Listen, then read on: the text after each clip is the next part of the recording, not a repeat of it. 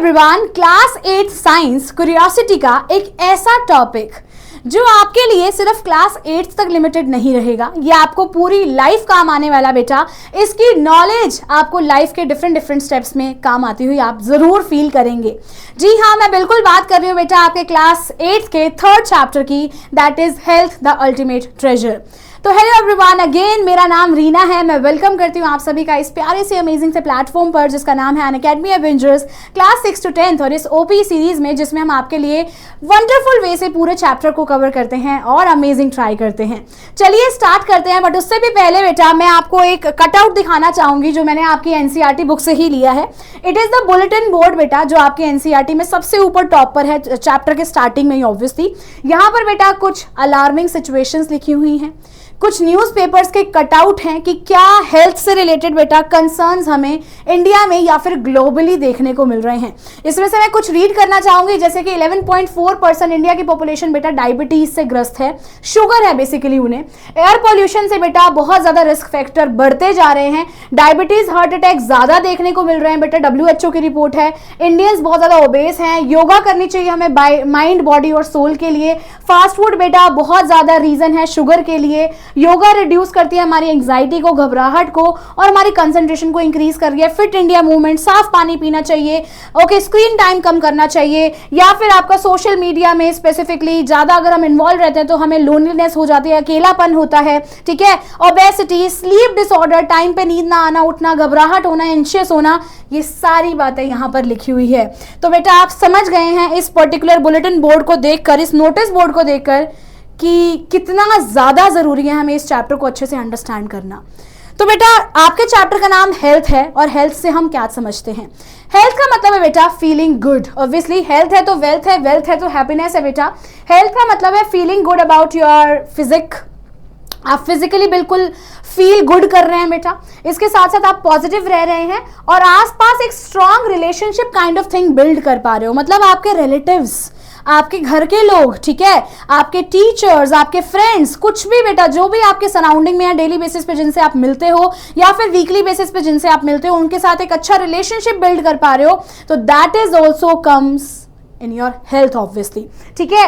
इसके साथ साथ बेटा हेल्दी पर्सन वो होगा जो अपनी बॉडी का ध्यान रखेगा, साथ साथ बेटा मेंटेन करेगा एक पॉजिटिव माइंडसेट को और सोशल लाइफ भी एंजॉय करेगा। मतलब वो भागेगा नहीं लोगों से मिलने के लिए कि भाई मुझे नहीं मिलना किसी से, मैं नहीं मिलना, मैं नहीं इंटरेस्टेड हूं, ठीक है। तो बेटा यहाँ पर मैंने एक हेडलाइन लिखी है, तो समझने का ट्राई करना। Is it like more than not falling sick? Health का मतलब बेटा क्या उससे भी ज्यादा है? अगर कोई इंसान बीमार नहीं है, ठीक है, दैट मीन्स वो हेल्दी है या अनहेल्दी है? We are not sure about it. चलिए समझने का ट्राई करते हैं बेटा। हेल्थ का मतलब it is not just the absence of disease. अगर किसी पर्सन को आप हेल्दी कह रहे हो बेटा, तो सर्टेन एस्पेक्ट्स होते हैं, उसके बेसिस पर हम किसी पर्सन को हेल्दी कहते हैं। अगर कोई बीमार नहीं है तो हम नहीं कह सकते बेटा कि ये हेल्दी है, ठीक है। क्यों? क्योंकि WHO ने एक स्टेटमेंट दिया है, वर्ल्ड हेल्थ ऑर्गेनाइजेशन ने बेटा एक स्टेटमेंट दिया है और स्टेटमेंट में उन्होंने कहा है हेल्थ वो स्टेट है बेटा एक कंप्लीट फिजिकल, ठीक है, मेंटल और सोशल वेलबींग की, जहां पर obviously not merely absence of disease. अगर किसी को कोई बीमारी नहीं है, कोई डिजीज नहीं है बेटा, तो ये नहीं कह सकते कि वो पर्सन हेल्दी है, ठीक है। वो फिजिकली फिट तो होना ही चाहिए बेटा, उसके साथ साथ मेंटली भी फिट होना चाहिए, सोशली भी उसकी अच्छा इंटरेक्शन हो, अच्छी प्रेजेंस हो बेटा, लोगों से उसको घबराहट ना हो, ओके, अकेलापन उसे ना सता रहा हो। तो बहुत सारे फैक्टर्स के बेसिस पर हम कहते हैं कि पर्सन हेल्दी है या नहीं है। ऑब्वियसली अब इसमें physical health, mental health, social health तीनों आती हैं। फिजिकल में बेटा आपका सारे बॉडी ऑर्गन्स प्रॉपरली फंक्शन करने चाहिए, बैलेंस डाइट आप लोग खाने चाहिए, ठीक है, अपना एक्सरसाइज डेली करेंगे, हाइजीन मेंटेन करेंगे बेटा। मेंटल हेल्थ में पॉजिटिव थिंकिंग होनी चाहिए, इमोशनल बैलेंस होना चाहिए, है ना, स्ट्रेस को मैनेज कर रहे हैं और एक सेल्फ कॉन्फिडेंट पर्सन हम होने चाहिए। दैट विल बी हाउ कि हम अपनी मेंटल हेल्थ पर ध्यान दे रहे हैं। सोशल हेल्थ बेटा कि आप गुड रिलेशनशिप बिल्ड कर रहे हैं, कोऑपरेट कर रहे हैं लोगों के साथ और अडेप्ट कर रहे हैं अपनी सोसाइटी के अंदर, ठीक है। जिस भी रीजन में रह रहे हैं, जिस भी एरिया में रह रहे हैं, जो भी सराउंडिंग है, जो भी आपके रिलेटिव्स हैं, उनसे आप बात कर रहे हैं, ओके, वो क्वेश्चन पूछ रहे हैं, आप आंसर कर पा रहे हो, आप क्वेश्चन पूछ रहे हो, वो आंसर कर पा रहे हो, तो it will be like two way communication properly आपको बिल्ड करना आता है। तो दैट मीन्स आपकी सोशल हेल्थ भी बढ़िया है। अब इसका आयुर्वेदिक पर्सपेक्टिव भी, आप इंडिया में रहते हैं बेटा, आयुर्वेदा की बात ना करें तो ऐसा कैसे हो सकता है, क्योंकि हम आयुर्वेदा पे आज भी हम रिलाई करते हैं बहुत सारी चीज़ों पर, ठीक है। आयुर्वेदा भी यही कहता है बेटा कि ट्रू हेल्थ वही है जो कि बैलेंस बना रहा है बेटा अपनी बॉडी, माइंड और सराउंडिंग्स के अंदर। सिंपल बेटा सेम बात ही है जो WHO ने बोली थी। WHO ने फिजिकल, मेंटल और इमोशनल बोला था, फिजिकल, मेंटल और सोशल वेलबींग बोला था ऑब्वियसली। एंड यहाँ पर आयुर्वेदिक पर्सपेक्टिव में बेटा फिजिकल यानी कि बॉडी हो गई, मेंटल यानी कि माइंड हो गया, सोशल वेलबींग बेटा आपकी सराउंडिंग्स हो गई। तो तीनों ही अगर आपसे आयुर्वेदिक पर्सपेक्टिव पूछा जाए तो आप ये सिंपल वर्ड्स लिखेंगे, WHO की स्टेटमेंट आपको एज इट इज लिखनी होगी, ठीक है। उसके साथ साथ दिनचर्या पर भी डिपेंड करता है, हम डेली बेसिस पर क्या एक्टिविटीज कर रहे हैं, हमारी डेली रूटीन कुछ है या नहीं है, हम अपनी हेल्थ को मेंटेन कर रहे हैं या और खराब कर रहे हैं, टाइम पर ना सोकर, फोन बहुत ज्यादा चलाकर, समझ पा रहे हो बेटा, ठीक है। और ऋतुचर्या क्या रहती है, हमारी सीजनल हैबिट्स क्या है, मतलब जब गर्मियां आती हैं तो हमारी हैबिट्स क्या होती हैं, सर्दियां होती हैं तो हमारा सोना उठना कब होता है, ठीक है, या हम किससे बात कर रहे हैं, किसके साथ टाइम स्पेंड कर रहे हैं, या फिर अकेले में ही लगे हुए हैं। Are you getting it? I think you are getting it, ठीक है। और प्रैक्टिस करना है बेटा योगा, मेडिटेशन और माइंडफुलनेस को, है ना, सो दैट एक ओवरऑल वेलबींग को हम अचीव कर पाएं। तो ये आपका आयुर्वेदिक पर्सपेक्टिव में बोला गया है। उसके बाद गुड हैबिट्स क्या होंगी बेटा हेल्थ की? बिल्कुल, अगर हेल्थ की अगर आप बात करें तो पर्सनल हाइजीन को मेंटेन करना है, बैलेंस डाइट खानी है बेटा, फ्रूट, वेजिटेबल, ग्रेन्स वगैरह, एक्सरसाइज करो, प्रॉपरली सो बेटा, है ना, और अच्छा टाइम स्पेंड करना है अपनी फैमिली के साथ, और जंक वगैरह, अल्कोहल वगैरह, तंबाकू वगैरह कुछ नहीं खाना है, ठीक है। एक्सेसिव फोन, टीवी नहीं देखना है बेटा, जंक फूड कम से कम खाना है, बिल्कुल अवॉइड ही कीजिए, ब्रेकफास्ट स्किप नहीं करना है, और रात लेट तक नहीं जागना है मूवीज देखने के लिए, ठीक है, या फोन चलाने के लिए। अब अपनी सराउंडिंग्स को भी क्लीन रखना काफी इंपॉर्टेंट हो जाता है बेटा, हेल्थ के अंदर ही आएगा। हम अपनी अगर सराउंडिंग्स को क्लीन रख रहे हैं तो मतलब अपनी हेल्थ का भी ध्यान रख रहे हैं, ठीक है। प्रॉपर क्लीनिनेस होनी चाहिए बेटा आपकी सराउंडिंग में। एयर पॉल्यूशन भी बेटा कफ, अस्थमा, लंग डिजीजेस कॉज करता है। एयर क्वालिटी इंडेक्स बेटा AQI आपको पता है, दिल्ली का तो बहुत ज्यादा कॉमन और मतलब बहुत ज्यादा ये मैं कहूंगी न्यूज में होता है, क्योंकि वहां पर बहुत ज्यादा व्हीकल्स हैं, बहुत ज्यादा पॉपुलेशन है ऑब्वियसली, एंड वहां का AQI जनरली अभी तो I think it is like in control, पर पहले बहुत ज्यादा इसकी चर्चा में था बेटा कि बहुत ज्यादा AQI है, लोगों को लंग डिसऑर्डर्स हो रहे हैं, लंग डिसीज हो रही है, सफोकेशन बहुत लोगों को होती थी, ठीक है। तो AQI is air quality index. Particular area और रीजन में जहां आप रह रहे हैं वहां की हवा कितनी साफ है बेटा, वो AQI के थ्रू पता चलता है हमें, ठीक है। पॉल्यूशन लेवल्स का पता चलता है, and definitely clean water, air बहुत जरूरी है आपकी अच्छी हेल्थ के लिए।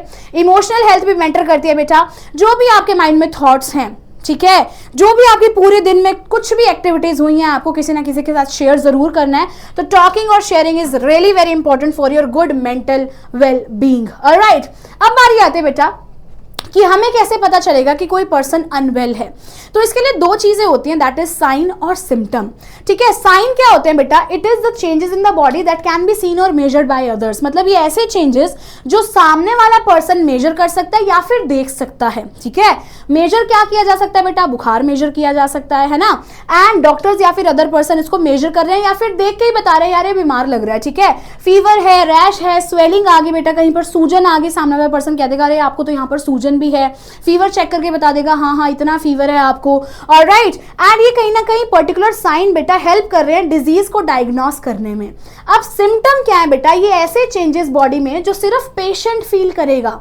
सिर्फ मैं पेशेंट हूं तो मुझे पता होगा कि मुझे डॉक्टर यहाँ पर सिर में बहुत ज्यादा दर्द है, मेरे स्टमक में बहुत ज्यादा पेन है, और मेरे यहाँ पर भी पेन रह रहा है, और मेरे को बहुत ही ज्यादा आईज में पेन फील हो रहा है, हैवीनेस फील हो रही है, ठीक है, रेडनेस है आईज के अंदर। तो बेटा ये मैं फील कर रही हूँ, ठीक है। तो पेशेंट फील करेगा, उसी को हम सिम्टम कहते हैं, जिसमें पेन, टायर्डनेस, चक्कर आना, नोजिया, वॉमिटिंग वगैरह फील होना, ये सब चीजें आती हैं। एंड ये पर्टिकुलरली बेटा अंडरस्टैंड कराने में हेल्प करता है कि पेशेंट कैसे फील कर रहा है।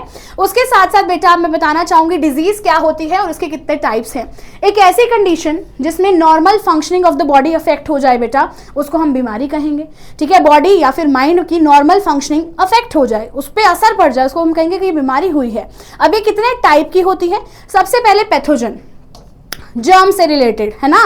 पैथोजेंस आर, सेकंड चैप्टर में पढ़ा है ना, डिजीज कॉजिंग माइक्रो ऑर्गेनिजम्स बेटा, ठीक है। तो ऐसे माइक्रो ऑर्गेनिज्म जो कि डिजीज कॉज कर रहे हैं बेटा, वो पैथोजन से रिलेटेड बीमारी होंगी। For example typhoid, dengue, malaria, ये सब चीजें।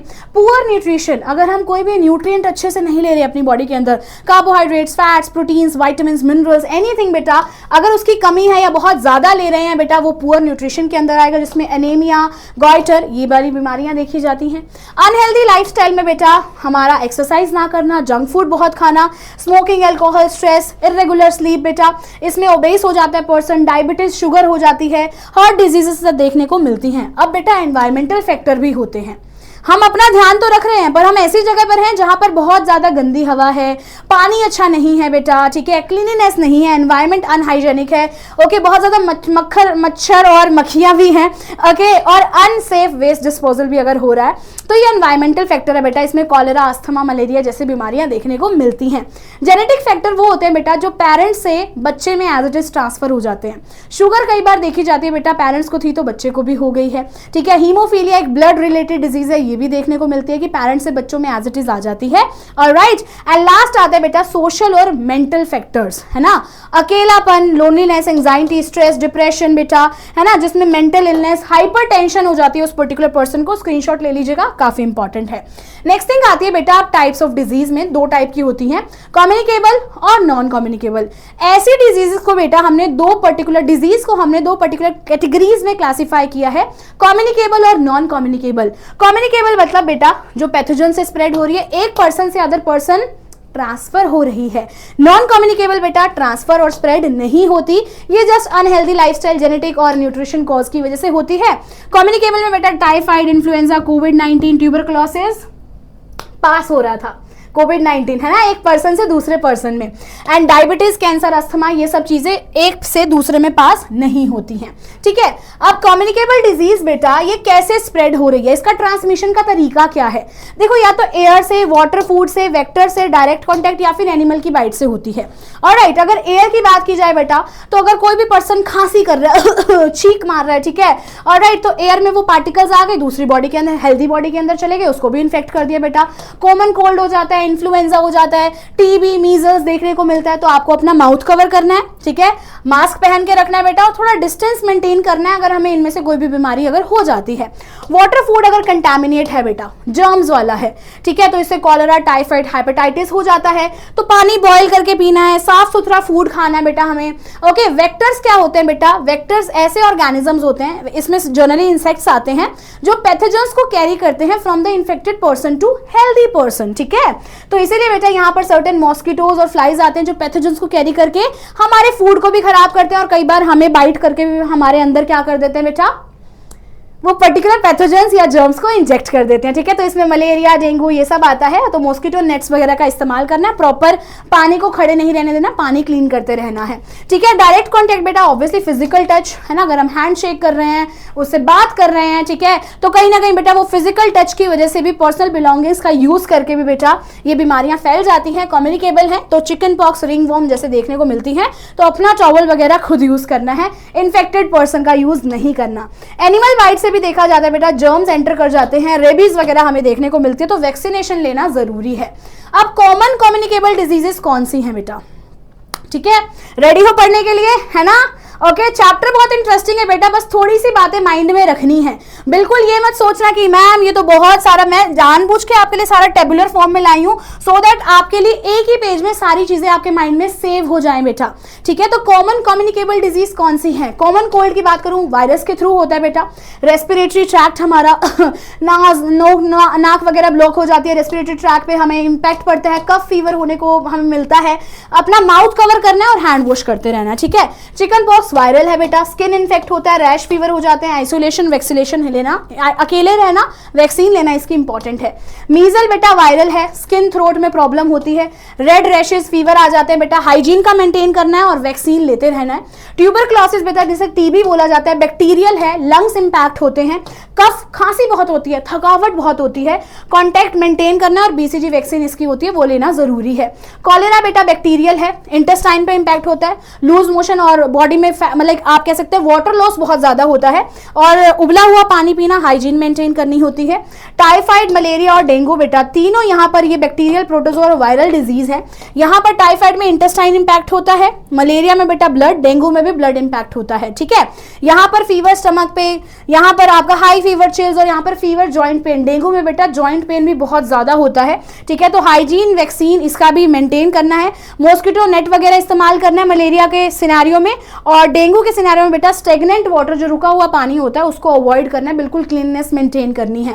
तो इसको हम प्रिवेंट कैसे करें बेटा? जो भी कम्युनिकेबल डिजीजेस हैं इसको हम प्रिवेंट कैसे करें? सबसे पहले अपने हाथ फ्रीक्वेंटली हमने वॉश करने हैं, ठीक है। क्लीन बॉइलिंग वाटर पीना जरूरी है बेटा। अपने वेस्ट को प्रॉपरली डिस्पोज करना है, फेंकना है। एंड वैक्सीनेशन हमें टाइम पर लेनी है हर पर्टिकुलर डिजीजेस के रिगार्डिंग, और एक पर्सनल हाइजीन मेंटेन करके रखना है। कॉन्टैक्ट बेटा अपने हमें अवॉइड करना है जो भी इन्फेक्टेड इंडिविजुअल्स हैं, और अपने फूड वगैरह को बिल्कुल एकदम बेटा क्लीन रखना है, ठीक है, कवर्ड रखना है। पानी भी बिल्कुल बॉइल्ड हो सके पीना है, और अपनी सराउंडिंग्स एकदम साफ सुथरी रखनी है। अब नॉन कम्युनिकेबल डिजीज में क्या क्या आती है बेटा? डायबिटीज, शुगर, जो कि काफी कॉमन है और काफी बढ़ती जा रही है अभी इंडिया में भी स्पेसिफिकली, ठीक है। तो डायबिटीज बेटा अनहेल्दी डाइट से, ठीक है, लैक ऑफ एक्सरसाइज से और हार्मोनल इंबैलेंस से हमें देखने को मिलती है। इसमें बहुत ज्यादा यूरिन आता है बेटा, ओके, प्यास बहुत लगती है, थकावट बहुत होती है। हेल्दी डाइट लीजिए और रेगुलर एक्सरसाइज करना। ओबेसिटी में बेटा ओवर ईटिंग या फिर फिजिकल एक्टिविटी की कमी है, तभी ओबेसिटी आती है, वेट गेन होता है, थकावट होती है। बैलेंस डाइट और exercise is the key, you all know that. Asthma की बात की जाए बेटा तो एयर पॉल्यूशन और एलर्जीज है ना, that is the cause. Breathing difficulty asthma में देखने को मिलती है, तो एलर्जन से, जो भी पोलन ग्रेन्स वगैरह है या कोई भी पर्टिकुलर एलर्जेंस हैं जिससे आपको एलर्जी हो रही है, उसको अवॉइड करना है। साफ हवा में रहना इज वेरी इंपॉर्टेंट। दिल की बीमारी बेटा, जिसमें फैटी डाइट, स्मोकिंग, स्ट्रेस, ये रीजन आते हैं, ओके। चेस्ट पेन होता है, थकावट बहुत होती है बेटा, ओके। तो यहाँ पर फैटी फूड आइटम हमें खाना कम करना होता है। स्मोकिंग, ड्रिंकिंग, एल्कोहल, ये सब अवॉइड करना होता है, ओके। कैंसर की बात की जाए बेटा, जेनेटिक भी हो सकती है। पॉल्यूशन की वजह से, तंबाकू बहुत ज्यादा खाने की वजह से भी कैंसर हो जाता है, इसमें ट्यूमर्स बन जाते हैं बेटा, वेट लॉस हो जाता है, ओके। तंबाकू और अर्ली डायग्नोसिस कराना भी डॉक्टर के थ्रू इसको बहुत ज्यादा जरूरी है। और डेफिशिएंसी डिजीजेस में बेटा लैक ऑफ न्यूट्रिएंट्स आते हैं, है ना। न्यूट्रिएंट्स सारे लेने हैं बॉडी के अंदर, चाहे आपके कार्ब्स हैं, फैट है, प्रोटीन है, विटामिन है, मिनरल्स है। बैलेंस डाइट खाना इज वेरी इंपॉर्टेंट। अब बारी आती है डेफिशिएंसी डिजीजेस कौन सी होती है अगर वो न्यूट्रिशन लेवल पर हो रही है बेटा। जनरली देखा गया है विटामिन सी की कमी होती है, तो इसमें स्कर्वी होता है बेटा। ये जो जबड़े हैं आपके, जिसे लाइक गम्स बोला जाता है, वहां से खून आने लग जाता है, जॉइंट पेन रहने लग जाता है। आयरन की कमी से बेटा एनीमिया होता है, जिसमें स्किन बिल्कुल पीली पड़ जाती है बेटा, बहुत थकावट होती है, डिजीनेस भी फील होती है, ब्रेथलेसनेस भी रहती है। कि आयरन की कमी यानी कि आपकी एनीमिया डिजीज में ऐसा देखने को मिलता है। आयोडीन बेटा गोइटर कोज करता है, ठीक है। It is a disease called as goitre, जिसमें नेक सूज जाती है बेटा, ठीक है। विटामिन डी की कमी से बेटा रिकेट्स होता है, जिसमें वीक बोन्स होती हैं, बेंडेबल बोन्स हो जाती हैं, बोन ऐसे बेंड हो जाती हैं। और प्रोटीन की कमी से बेटा क्वाशियोकर जैसी डिजीज होती है, जिसमें बॉडी लाइक स्वोलन बेली हो जाती है और काफी ज्यादा लाइक मसल लॉस होता है। मस्कुलिन नहीं दिखता वो बंदा, मसल्स बहुत कम दिखते हैं, विजिबल नहीं होती हैं, ठीक है। अब दो टाइप की डिजीजेस है बेटा, ठीक है, उनके पर्टिकुलर टाइम के बेसिस पर, उनकी रिकवरी के बेसिस पर मैं कहूंगी, दैट इज एक्यूट डिजीज और क्रोनिक डिजीज।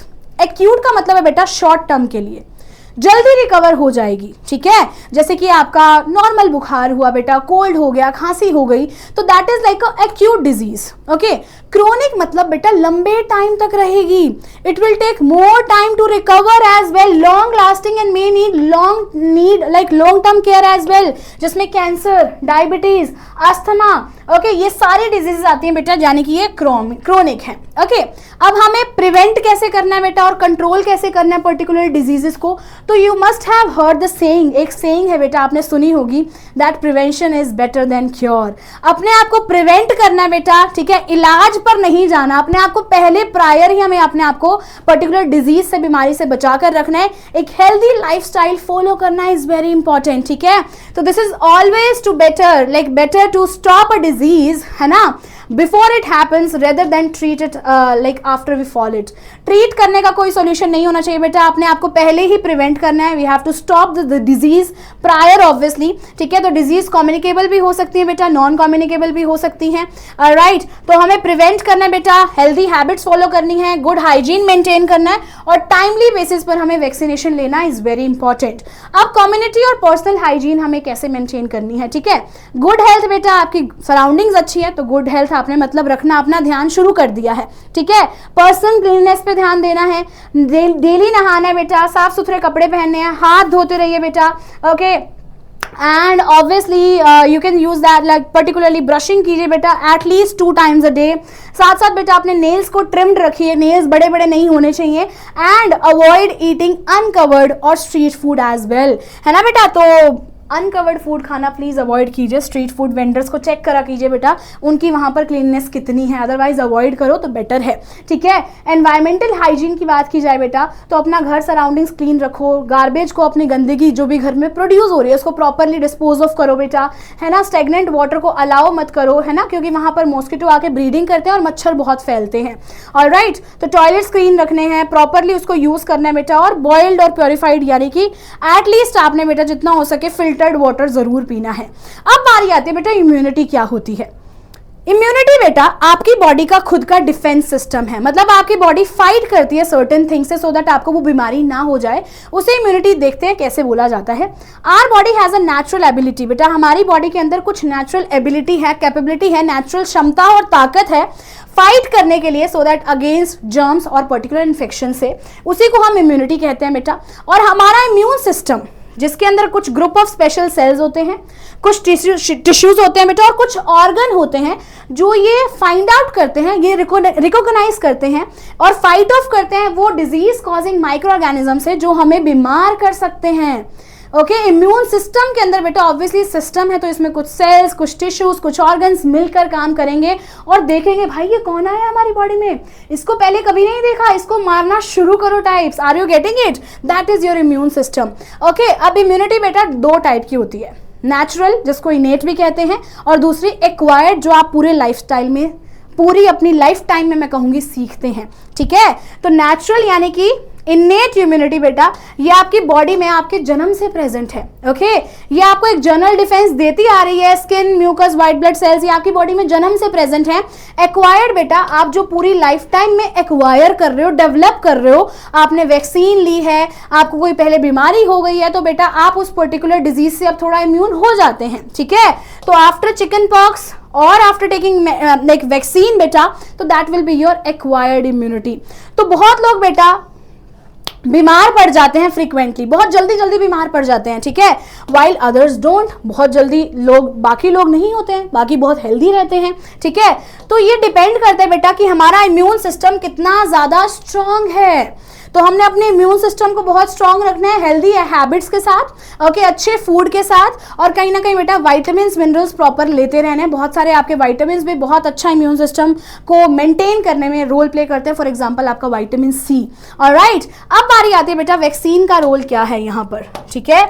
चलिए वैक्सीन की बात कर लेते हैं बेटा। वैक्सीन आपकी स्पेशल इंजेक्शंस हैं या फिर आप कह सकते हैं कुछ ड्रॉप्स हैं जो आपके इम्यून सिस्टम को और स्ट्रॉन्गर बना रहे हैं कुछ स्पेसिफिक डिजीज से बचाने के लिए, ठीक है।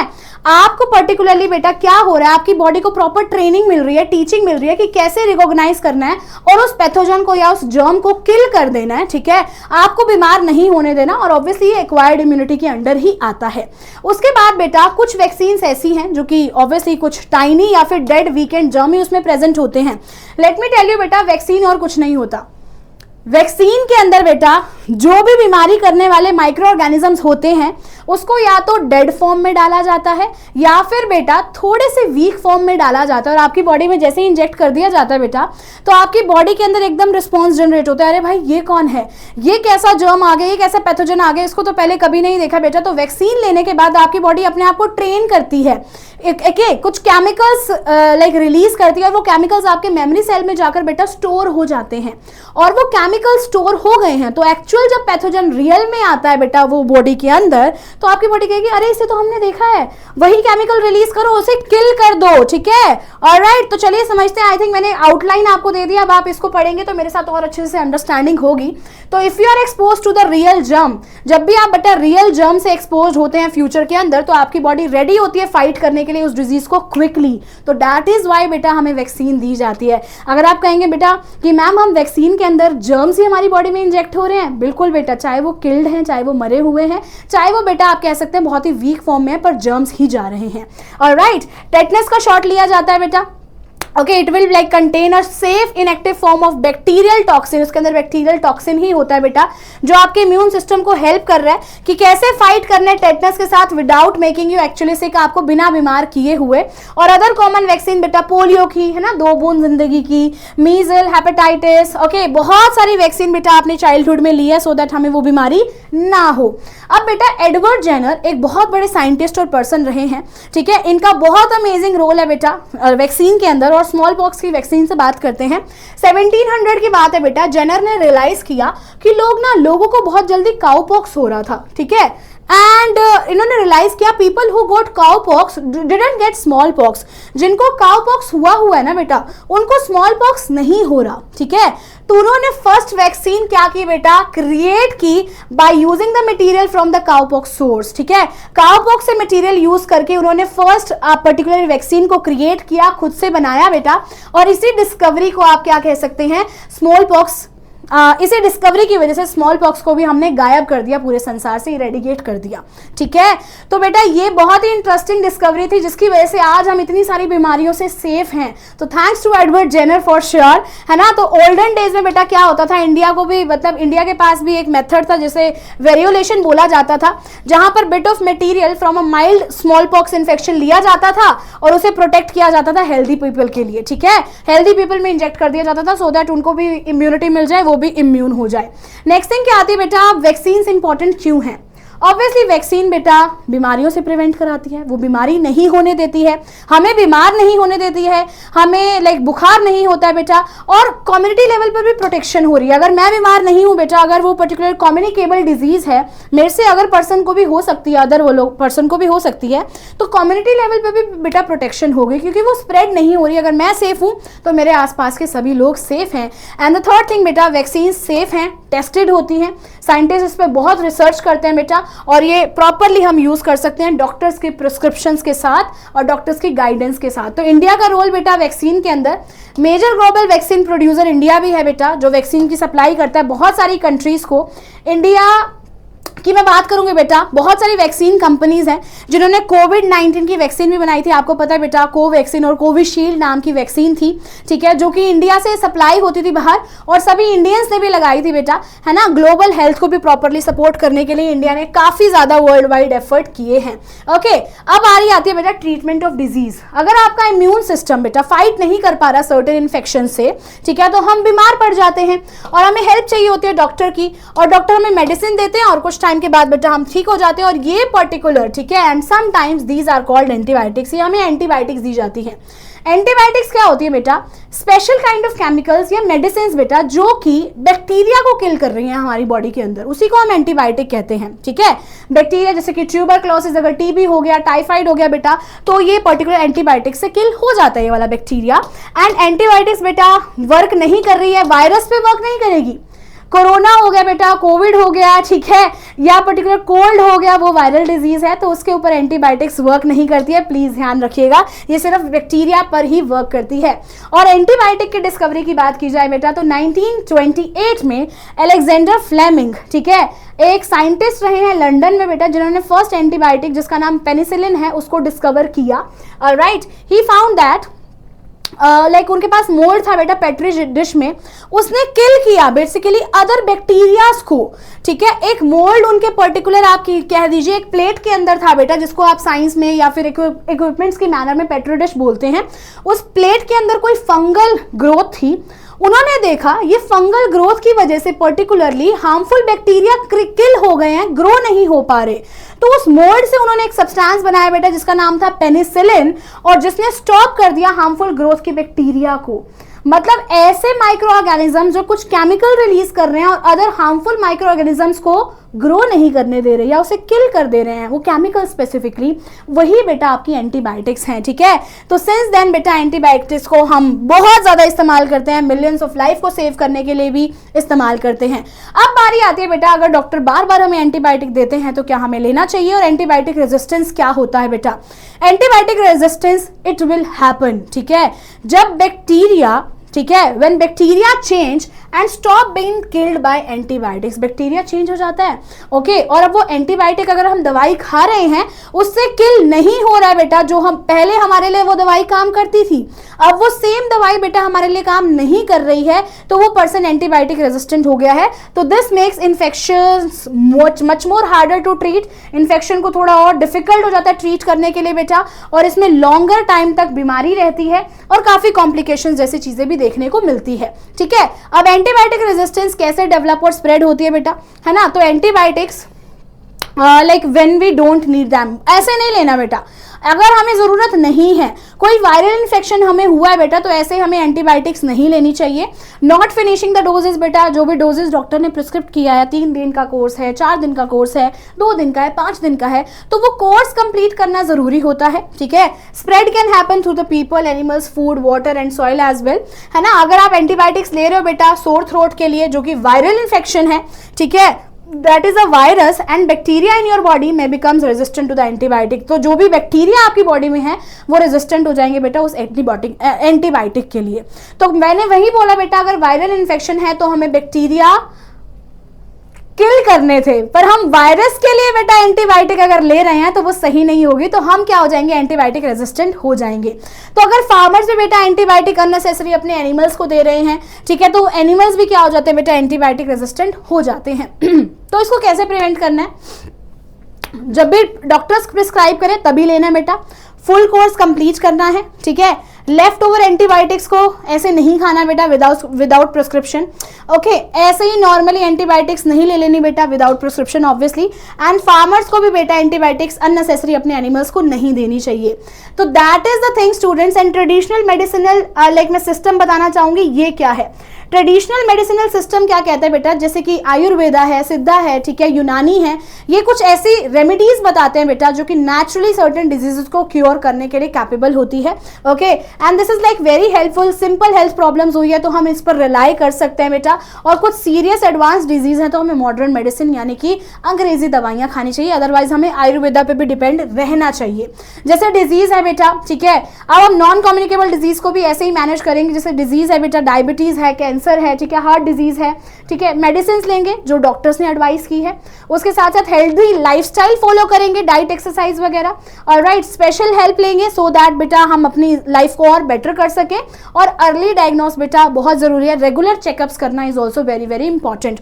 तो this is all about this amazing chapter बेटा। I know that it is a bit lengthy chapter but I tried my best to give you all information. Still आपको कोई भी डाउट आता है बेटा, you can ask me in the comment section below, I'll come to you for sure. Till then, please take care of yourself. Have a very good day. Keep learning, keep smiling, and keep studying. Bye bye. Take care. Thank you.